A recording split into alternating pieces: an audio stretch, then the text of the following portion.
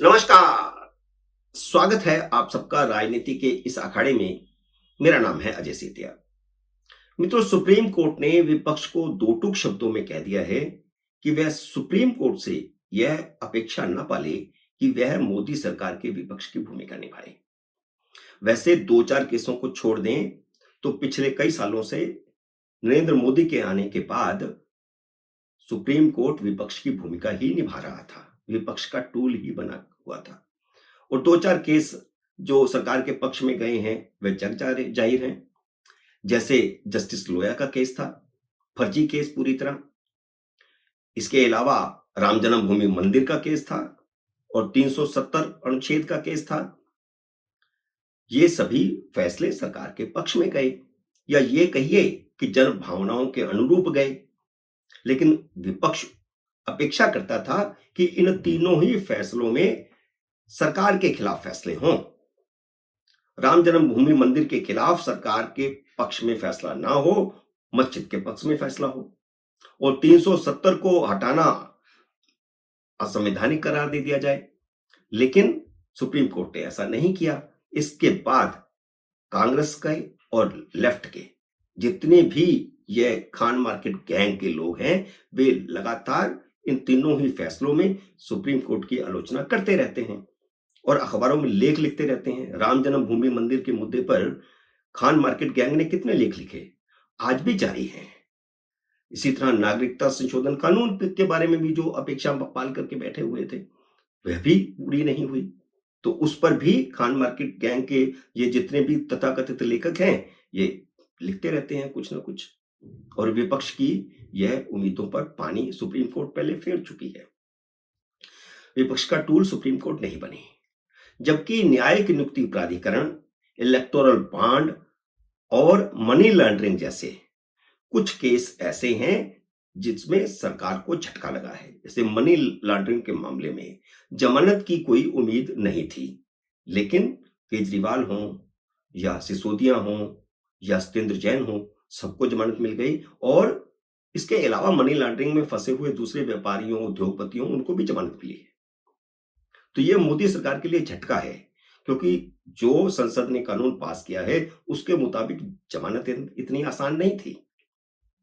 लेकिन इससे पहले आप देखिए, राहुल गांधी के मामले में जब उनको 2 साल की सजा हुई, तो सुप्रीम कोर्ट ने उनकी कन्विक्शन पर रोक लगा करके राजनीतिक तरफदारी का सबूत दिया था। खैर, देर आयत दुरुस्त आयत। सुप्रीम कोर्ट ने यह टिप्पणी करी है कि विपक्ष उससे सरकार की विपक्ष की भूमिका निभाने की उम्मीद न करे। इसकी वजह यह भी हो सकती है कि मोदी सरकार जजों की आय और संपत्ति को आरटीआई के दायरे में लाने की सोच रही है। पहले यह मामला सुप्रीम कोर्ट में गया था और सुप्रीम कोर्ट ने इस मामले को खारिज कर दिया था। यह कह दिया था कि सुप्रीम कोर्ट के जज आरटीआई के दायरे में नहीं आएंगे। लेकिन चीफ जस्टिस ने यह कहा था कि सुप्रीम कोर्ट के जजों को चाहिए या हाई कोर्ट के जजों को चाहिए कि वह चीफ जस्टिस को अपनी आय और संपत्ति का ब्यौरा हर साल दें। और कुछ जज देते भी हैं, लेकिन वह तो बंद पड़ा रहता है, वह तो किसी को पता ही नहीं चलता। और अब अगर आरटीआई के दायरे में आ गया तो इनकी मुसीबत आ जाएगी सबकी। कहते हैं ना, डर के आगे जीत है।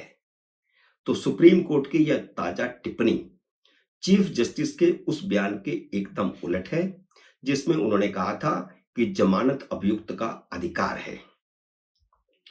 इस ये जो चलाया गया पूरा अभियान कि जमानत अभियुक्त का अधिकार है, ये फैसला एक तरह से सरकार के खिलाफ था, क्योंकि जमानत का अधिकार देकर के राजनीतिक कैदियों को, जो कि राजनीतिक आधार पर गिरफ्तार नहीं किए गए थे, भ्रष्टाचार के आरोपों में गिरफ्तार किए गए थे, ईडी के केस में खासकर केजरीवाल और सिसोदिया की जमानत हो गई। चीफ जस्टिस के उस बयान का ही असर था कि निचली अदालत से उस सत्येंद्र जैन को भी जमानत मिल गई, जिसे पहले सुप्रीम कोर्ट ठुकरा चुका था। सुप्रीम कोर्ट के इस बदले संदेश का असर नीचे तक जाएगा। यानी पहले कहा था कि जमानत अधिकार है, बेल इज राइट, और अब सुप्रीम कोर्ट ने कहा है कि विपक्ष अदालत को टूल बनाने की कोशिश न करे, तो इसका भी संदेश नीचे तक जाएगा। तो जाएगा तो क्या असर होगा? राहुल गांधी और अरविंद केजरीवाल पर मानहानि के दो बहुत ही गंभीर केस चल रहे हैं। राहुल गांधी पर वीर सावरकर मामले में एक केस पुणे में चल रहा है और दूसरा नासिक में चल रहा है। पुणे में वीर सावरकर के भाई के पोते सत्यकी सावरकर ने केस दर्ज किया है। राहुल गांधी को 23 अक्टूबर को यानी आज पुणे की अदालत में हाजिर होना था। उन्हें दिल्ली की पटियाला हाउस कोर्ट के माध्यम से समन भेजा गया था, लेकिन राहुल गांधी ने चुनावों के दौरान ना तो खुद अदालत में पेश होना था, ना अपने वकील के माध्यम से पेश होना था, क्योंकि महाविकास आघाड़ी के दोनों सहयोगी वीर सावरकर के मामले में राहुल गांधी से सहमत नहीं हैं, बल्कि राहुल गांधी के खिलाफ बयानबाजी भी कर चुके हैं और उनकी मजबूरी है, क्योंकि महाराष्ट्र में वीर सावरकर को देवता की तरह माना जाता है। भाजपा और शिवसेना वीर सावरकर के अपमान को मुद्दा बनाकर उद्धव ठाकरे और शरद पवार को घेर रहे हैं। महाराष्ट्र में यह चुनावी मुद्दा बन गया तो कांग्रेस जीती बाजी हार जाएगी। इसलिए राहुल गांधी अदालत में पेश होने से बचे और उन्होंने पटियाला हाउस कोर्ट से सम्मन बिना तामील के ही वापस भेजने का इंतजाम करवा लिया। बड़े आदमी इतना इंतजाम तो करवा ही लेते हैं, आसानी से करवा लेते हैं, लेकिन पटियाला हाउस कोर्ट से जो जवाब भेजा गया है वह बहुत ही हास्यास्पद और राहुल गांधी के जुगाड़ का सबूत है। राहुल गांधी ने खुद तो क्या, अभिषेक मनु सिंघवी ने यह जुगाड़ किया होगा, उनके लिए कोई बड़ा काम नहीं है। पटियाला हाउस कोर्ट ने अपने जवाब में लिखा है कि सम्मन मुख्य न्यायिक मजिस्ट्रेट पटियाला हाउस कोर्ट के माध्यम से भेजा जाए। यह जवाब किसी को भी नहीं पच सकता। पूना की कोर्ट ने पटियाला हाउस कोर्ट को ही सम्मन भेजा था। कोर्ट उसे मजिस्ट्रेट को भेजकर राहुल गांधी से तामील करवा सकती थी, लेकिन बकरे की मां कब तक खैर मनाएगी। पुणे की अदालत को भी अगली पेशी पर वैसे ही आदेश देने पड़ेंगे जैसे पटना की एमएलए एमपी कोर्ट ने केजरीवाल को गिरफ्तार करके कोर्ट में पेश करने के आदेश दे दिए हैं। तो इसलिए मैं कह रहा हूं कि बकरे की मां कब तक खैर मनाएगी। पटना की अदालत ने तो तंग आकर के केजरीवाल की गिरफ्तारी के आदेश दे दिए, तो पुणे की कोर्ट भी ऐसा करेगी, क्योंकि पुणे की कोर्ट में भी यह केस पिछले 1-1.5 साल से चल रहा है, लेकिन वे पेश नहीं हुए।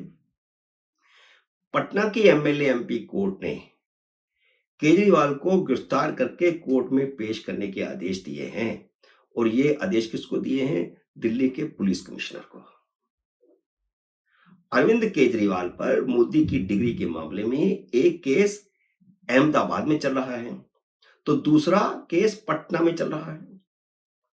गुजरात यूनिवर्सिटी ने कहा था कि मोदी ने पत्राचार कोर्स के माध्यम से ग्रेजुएशन की डिग्री हासिल की थी, जिस पर अरविंद केजरीवाल ने कहा था कि मोदी की डिग्रियां या तो फर्जी हैं या नकली हैं, और यह सीधा सीधा गुजरात यूनिवर्सिटी का अपमान था, उस पर हमला था। इसलिए गुजरात यूनिवर्सिटी डिग्रियां नहीं दिखा रही, ये केजरीवाल ने कहा, क्योंकि या तो झूठी हैं या फर्जी हैं। तो निश्चित रूप से यूनिवर्सिटी इसको कैसे बर्दाश्त कर सकती थी, वो भी गुजरात यूनिवर्सिटी जहां के नरेंद्र मोदी हैं। तो यह केस जो है चल रहा है उनकी बयानबाजी के आधार पर, मानहानि का केस है, क्योंकि यूनिवर्सिटी ने मोदी की डिग्रियों को अपनी वेबसाइट में लोड कर दिया था। तो एक व्यक्ति की डिग्री किसी दूसरे व्यक्ति को कैसे दी जा सकती है? इस मामले में केजरीवाल को सुप्रीम कोर्ट से भी राहत नहीं मिली है, क्योंकि कोर्ट में यह साबित हो गया है कि केजरीवाल किसी के बारे में कुछ भी बकवास करने के आदी हैं और बाद में माफी मांग लेते हैं। डिग्री मामले में केजरीवाल के खिलाफ एक केस पटना में चल रहा है, जहां बार बार की तारीखों के बाद आखिरकार कोर्ट ने केजरीवाल को पेश होने के लिए दिल्ली के पुलिस कमिश्नर को लिखा है और कहा है कि 16 नवंबर को उन्हें अदालत में पेश किया जाए। यहां एक दिलचस्प मामला यह है कि लोकसभा चुनाव के दौरान जब केजरीवाल अंतरिम जमानत पर रिहा थे, तो उन्होंने इस केस को रफा दफा करवाने के लिए पटना हाईकोर्ट के एक जज से मुलाकात की कोशिश की थी। यह भी रिकॉर्ड में आ चुका है। मित्रों, उम्मीद है मेरा ये वीडियो आपको पसंद आया होगा। इसे लाइक और शेयर कीजिए। अगर आपने मेरे यूट्यूब चैनल को अब तक सब्सक्राइब नहीं किया तो कृपया सब्सक्राइब करके अपना आशीर्वाद दीजिए। जल्द ही मिलते हैं अगली वीडियो में किसी अन्य विषय के साथ। तब तक नमस्कार।